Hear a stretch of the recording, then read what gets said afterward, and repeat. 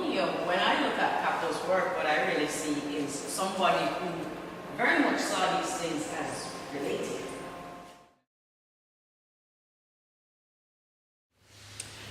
Well, you know, there are different kinds of shows, right? But whether you're dealing with a living artist or not living artist, you need to access work, right? So, in the case of this exhibition, the Dunkley show, because Dunkley is no longer living, it was a lot of collectors, so negotiating with collectors, loan agreements, insurance, arranging that kind of thing for travel, and all of that. In the case of living artists, then you have a different set of agreements with the artists. And you want to talk about things like, do they want to sell this work? What kind of... So a lot of that, I mean, and that's the real... You want to kind of think about the problems that could possibly come up beforehand and create structures to avoid those problems. So documentation is a good way to do that, right? And like thinking through those navigations. So there's stuff like that, but there's also stuff like the layout of the show, you know, colors and fonts and those kinds of things. You also have, and different institutional setups will deal with this different ways. So sometimes you have an exhibition designer. Some people bring in architects and people like that to consult on exhibition design. And some curators do it themselves, right? It depends on your just comfort level and the institutions that are supporting your activity. Catalog. So one way to think about curatorial activity is also mediating the relationship between artwork, and audience, right? And making exhibitions is one way of doing that, but writing is also another way of doing that. Giving talks and lectures is also another way of doing that, of providing ways in for audiences and for institutions, other curators, art historians, people like that, to work.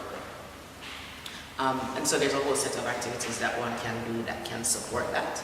And so thinking through how you're going to do that and what kind of perspective you're going to bring to that is also quite important. Documenting the work, documenting the exhibition, arranging programming, which again, in some structures you might have an education curator or a specific programming person who deals with that, but bringing that if that is the structure, bringing that person in from the very early points of developing the exhibition. You don't want to do that at the tail end, or you end up with sort of empty programming that lacks some kind of force. So yeah, thinking through how you're going to continue to activate the exhibition throughout the period of the run. You don't want a situation where you have this massive opening and 500 people are there, and then the exhibition sits empty for 3 months or whatever after that. So I think those might be the 4 major areas: programming, catalog, layout, and dealing with the work itself and the owners of that work, whether it's artists or collectors. I think to be an independent curator, you do want to have some experience of institutions. You do want to have been an institutional curator for a period of time, or have some kind of in-depth engagement, because in the form that I work as an independent curator, that can then inform what you do as an independent curator. The seduction of being independent for me was that I think that partnership is really important. I'm also a sort of naturally interdisciplinary person. I like to work across boundaries and forms and things like that. And so being independent allows me to, for example, do a project between the National Gallery and the Pérez Art Museum in Miami, or even a project that I here at the National Gallery was kind of what excited me, was working with the Natural History Museum and with the National Gallery and doing an exhibition together. That kind of thing is very exciting to me.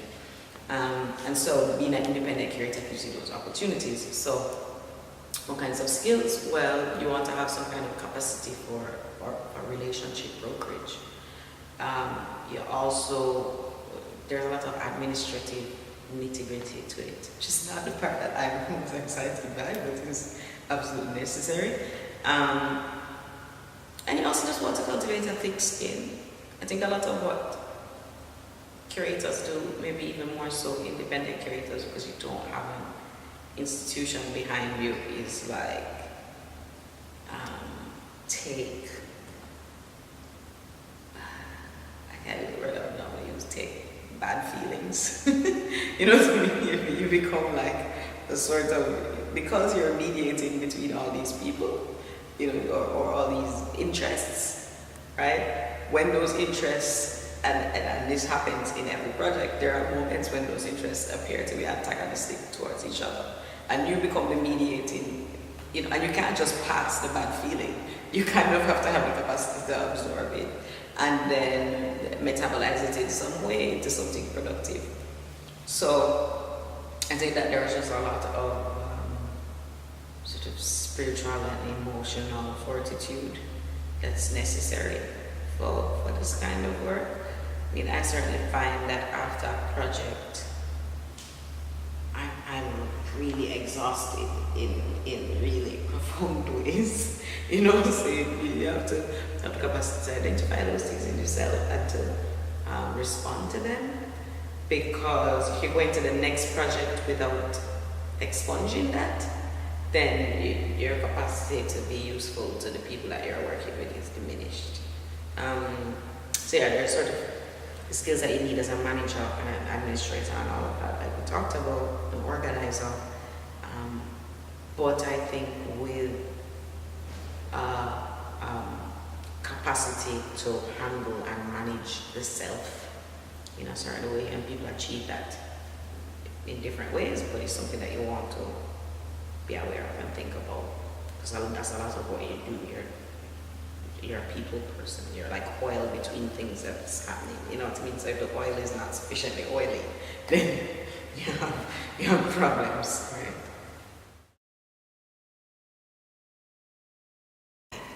I routinely just said, you know, it'll be a cool show.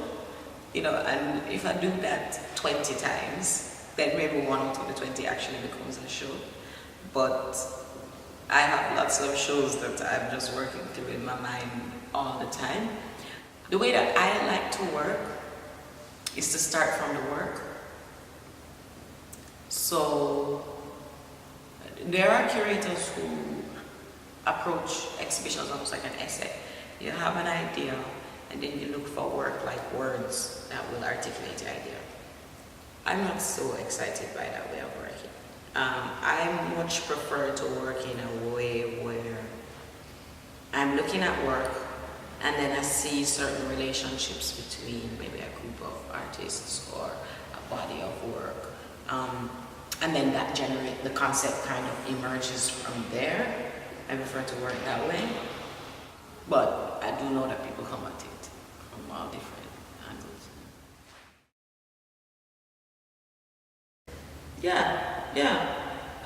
Creative in a different way from an artist. Or not all artists really, it's certainly generative. And it's a lot of problem solving. It's largely a problem solving exercise. You know, artists, institutions, whatever, collectives have problems, and then you help them to solve them. You just kind of plug holes. You know, a lot of it is love. You know, curator came from the word to care for. You know what I mean? It's related to cure, and it's also came out of the church. There's a lot of spiritualism and emotional force that goes into it. It was always that, that's not a new thing, you know. So I think that the curators that I really respect, yeah, they come at it with everything. You know what I mean? They really, really love this stuff. And so they can do the long hours. I mean, you know, people at the National Gallery here, you know, O'Neill Lawrence and Gopee, you know, Dwayne and Monique and all these guys. I mean, people are here until 3 o'clock and 4 o'clock in the morning. They have families, they have bellies, they have feet that hurt. You know what I mean? But it has to really, really matter to you. And then if it matters enough, maybe somebody will recognize that you did something significant, but you absolutely work with the knowledge that this is not a guarantee. I think artists are familiar with this. So yeah, it is definitely that thing, mediated by ethics and principles and rules and whatever about how you approach, but I think at the seed of it has to be real, genuine personal interest and personal commitment. From you and all the time from your family and all kind of other people around that, you know, help you to function. So yes. Oh, it's kind of an interesting story. It's very specific. But I used to work in international development. So I would work with development agencies. And at a certain point, that work was no longer satisfying for me. And so I left my job, basically. And I'm a sort of person, you know, I've always worked. I've always had a job since I was maybe 16 or 17. I was working in my parents' company or, you know, in undergrad, you have a little job that goes along with your thing. So I was always kind of involved with something at every break point. But I'd never really taken the time to seriously consider what I wanted to do. And in large part because I knew that I wanted to be in Jamaica. I didn't want to live in the US or in the UK where I studied. And so for a long time it was kind of like, I'll do whatever I have to do to be able to live in Jamaica. After I'd been in Jamaica for a little while and I'd been doing development work, I had no sort of evolved a career sufficiently that I was confident that living in Jamaica was possible. And so it was time to start to think about what I actually wanted to do. And so I took like a small kind of admin job that didn't take much out of me. And I decided I was going to take 6 months to figure it out. What happened in that 6 months is that I was broke. So I couldn't do the normal socializing activities. And so I started to create a lot of art exhibitions because they're free. You know, sometimes they'd have wine and cheese or whatever. And I would do that with my friends and I really enjoyed it. And a couple of different things happened. I saw David Boxer give a talk at the exhibition. I think it was Alexander Cooper was doing an exhibition. And he gave a talk about the buildings and architecture in Spanish Town. And I was like, what does that guy do? Like, I'm gonna be able to do that stuff. Like, how does he know about that stuff? That sounds great. And the other thing that happened is that I was going to all these shows and I would become really excited by the ideas, but then I would go online and I didn't see anything. Nobody was writing about it. Like, what? So I actually went to O'Neill Lawrence's show, Son of a Champion, and I was really impressed with the show. But went online, there was no writing, and so I decided I was going to write something. I sent it to my mentor at the time, Annie Paul, and I said, you know, what do you think about this? Does this seem sensible to you? Because I hadn't written about art, you know, in any kind of official way.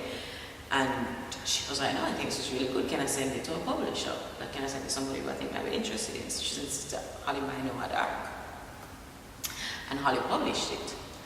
And then it caught the attention of Gopee, who at the time was the executive director at the National Gallery here.